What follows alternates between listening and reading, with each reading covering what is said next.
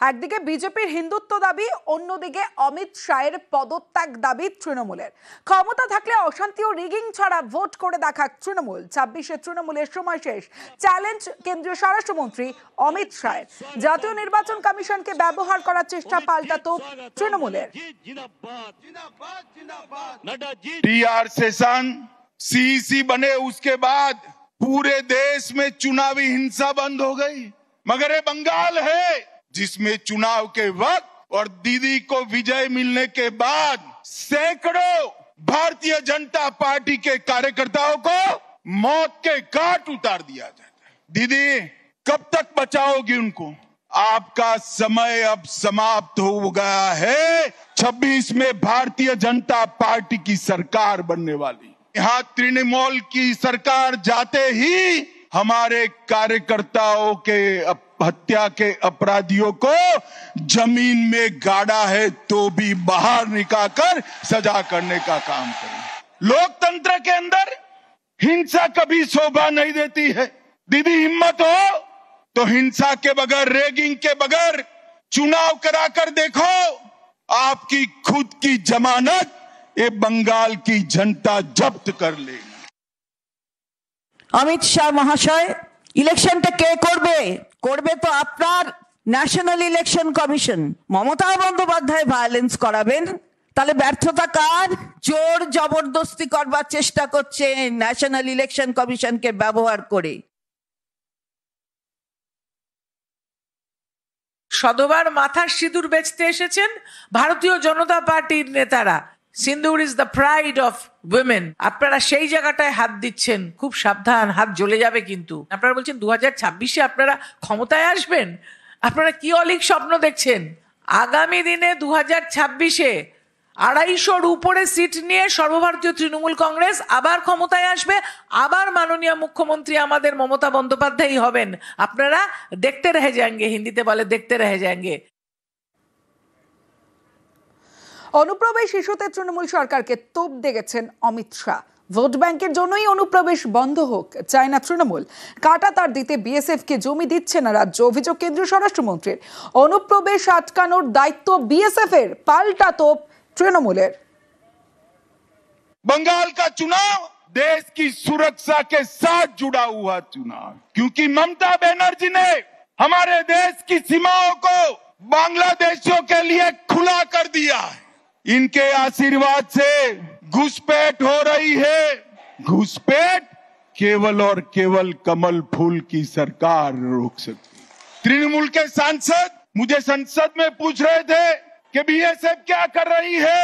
अरे ममता दीदी, हमने आपसे भूमि मांगी है, पूरी भूमि दे दो, बाढ़ को समाप्त हो जाने दो। एक परिंदा भी पैर नहीं मार पाएगा, परिंदा भी पैर। आप जानबूझकर बॉर्डर पर भूमि नहीं देते हो क्योंकि घुसपैठ चलती रहे, आपकी वोट बैंक बढ़ती रहे और आपके बाद आपका भतीजा भी मुख्यमंत्री बनता रहे। অনুপ্রবেশ নাকি আমাদের নেত্রী তিনি যেন দেখেন যে এই ইনফিল্ট্রেশন না হয়। এই ইনফিল্ট্রেশন অর্থাৎ অনুপ্রবেশ রোখার দায়িত্বটা কার? বিএসএফ কার? অমিত শাহ মহাশয়, আপনি ব্যর্থ। আপনার পদত্যাগ করা উচিত। পেহেলগাঁও আপনার কাছে খবর ছিল না, আপনার যারা রয়েছে ওখানে তারা করলোটা কি?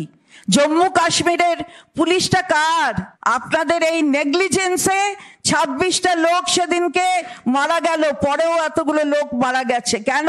জঙ্গি ধরতে পেরেছেন? যারা মেরেছে এখনো অব্দি কেউ জানেনি। অপারেশন সিঁদুরকে সামনে রেখে জাতীয়তাবাদ আবেগে শান, একই সঙ্গে ধর্মীয় মেরুকরণের চেষ্টা। নেতাজি ইন্ডোরে চড়াসুর অমিত শাহের। সিঁদুর নিয়ে রাজনীতির অভিযোগে পাল্টা সরব তৃণমূল।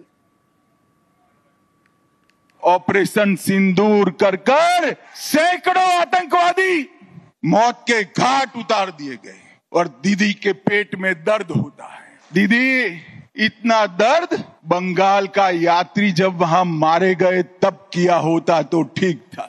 और मोदी जी ऑपरेशन सिंदूर कर कर यहां आए तो एक घटिया सा राजनीतिक बयान देकर ऑपरेशन सिंदूर का विरोध किया। आपने ऑपरेशन सिंदूर का विरोध नहीं किया। आपने इस देश की करोड़ों माताओं बहनों की भावनाओं के साथ खिलवाड़ किया है, खिलवाड़ किया। आने वाले चुनाव में ऑपरेशन सिंदूर पर सवाल उठाने वाली ममता जी को सिंदूर की कीमत बंगाल की माताएं बहनें जरा समझा दे, सिंदूर का अपमान करने का क्या मतलब है। मुस्लिम वोट बैंक को खुश करने के लिए ममता दीदी आपने ऑपरेशन सिंदूर का भी विरोध किया, विरोध की। অপারেশন সিঁদুর সম্মানীয় সাংসদ অভিষেক বন্দ্যোপাধ্যায় আজকে অবধি 5টা রাষ্ট্রে ঘুরলেন, প্রতিনিধি দলে সামিল হলেন, দেশের কথা বললেন, এক কণ্ঠে এক সুরে কথা বললেন।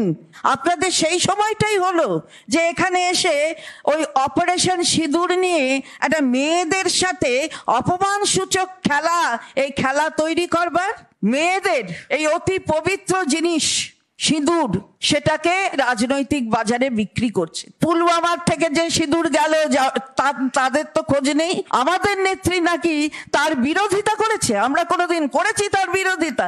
দেশের স্বার্থে বিরোধিতা করিনি। আপনিও খেলবেন না সিঁদুর নিয়ে। জেলা থেকে সরাসরিতে এবার অন্যান্য খবরের দিকে নজর রাখতেই হবে। আজও হাজিরা দিলেন না অনুব্রত মণ্ডল। গতকাল হাজিরা দেননি, হাজিরা এড়িয়েছেন। গতকালের পরও আজও গড় হাজির এসডিপি অফিসে হাজিরা দিলেন না অনুব্রত মণ্ডল। আজও আইনজীবী পাঠিয়ে এসডিপি অফিসে চিঠি। আমার সঙ্গে ইন্দ্রজিৎ রুজ রয়েছে, ইন্দ্রজিতের সঙ্গে কথা বলবো। ইন্দ্রজিৎ, দুটো বিষয় জানতে চাইবো। আজ কেন হাজিরা দিলেন না অনুব্রত মণ্ডল? আর অনুব্রত মণ্ডল যে গতকাল হাজিরা এড়ালেন, আজ হাজিরা এড়ালেন, এরপরে প্রশাসন ঠিক কি পদক্ষেপ নিতে পারে অনুব্রত মণ্ডল? আজকেও কি আসছেন না অনুব্রত মণ্ডল? দেখো, একদম যেটা বলে রাখবো, অনুব্রত মণ্ডল কালকেও যেমন হাজিরা দেননি, আজকেও কিন্তু হাজিরা নেই। কালকেও যেমন অনুব্রত মণ্ডল আইনজীবীরা গেছিল, আজকেও কিন্তু অনুব্রত মণ্ডলের এক আইনজীবী এবং তার এক ঘনিষ্ঠ তৃণমূল নেতা দেবব্রত কাকা তিনি কিন্তু গেছিলেন। এবং আমরা পুলিশ সূত্রে যেটা জানতে পারছি, আজকে কিন্তু অনুব্রত মণ্ডল একটি মেডিকেল রিপোর্ট জমা দিয়েছেন এবং সেখানে সম্পূর্ণভাবে লেখা রয়েছে 5 days বেড রেস্ট, অর্থাৎ তার কোনো রোগ রয়েছে এবং সেই রোগের কারণে কিন্তু তাকে 5 দিনের জন্য ডাক্তারে বেড রেস্টে থাকার কথা বলেছেন। এবং পুলিশের পক্ষ থেকে যেটা জানানো হচ্ছে যে এই যে বেড রেস্টের কথা বলা হয়েছে এটা মাথায় রেখেই কিন্তু এখনো পর্যন্ত তাকে কোনো নোটিশ করা হয়নি। তবুও এটা আলোচনা চলছে যে কখন আবার নোটিশ করা হবে, অর্থাৎ হয়তো 5 দিন পরে আবার অনুব্রত মণ্ডলকে নোটিশ করে ডাকা হবে। সেক্ষেত্রে 5 দিন পরেই কিন্তু পুলিশের পক্ষ থেকে নোটিশ করা হবে। কিন্তু অনুব্রত মণ্ডল যে অসুস্থ না অসুস্থ নন সেই বিষয়টা কিন্তু পরিষ্কার নয়। কিন্তু কারণ কালকে কিন্তু অনুব্রত মণ্ডল একই কারণ দেখিয়েছিলেন অসুস্থ, তারপরেও দলীয় কার্যালয়ে গেছিলেন। যদিও আজকে কিন্তু অনুব্রত মণ্ডল আর কিন্তু দলীয় কার্যালয়ে আসেনি, তিনি কিন্তু তার বাড়িতেই রয়েছেন, এমনটাই কিন্তু সূত্রের খবর। বেশ, সমস্যা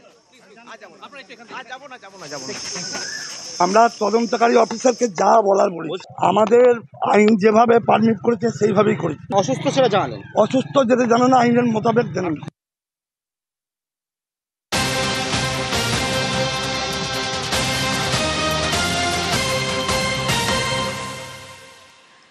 এই মুহূর্তে যে খবরের দিকে নজর রাখবো, বোলপুরে রাইসের বিরুদ্ধে সরব টিএমসিপি নেতা। ফেসবুক লাইভে আক্রমণ অনুব্রত ঘনিষ্ঠ টিএমসিপি নেতার। বিক্রমজিৎ সাউকে 6 বছরের জন্য সাসপেন্ড করা হলো। বীরভূমের টিএমসিপি সভাপতি ছিলেন বিক্রমজিৎ সাউ। আরো একবার জানিয়ে রাখি, বোলপুরে রাইসের বিরুদ্ধে সরব টিএমসিপি নেতা। ফেসবুক লাইভে আক্রমণ অনুব্রত ঘনিষ্ঠ টিএমসিপি নেতার। বিক্রমজিৎ সাউকে 6 বছরের জন্য সাসপেন্ড। বীরভূমের টিএমসিপি সভাপতি ছিলেন এই বিক্রমজিৎ সাউ।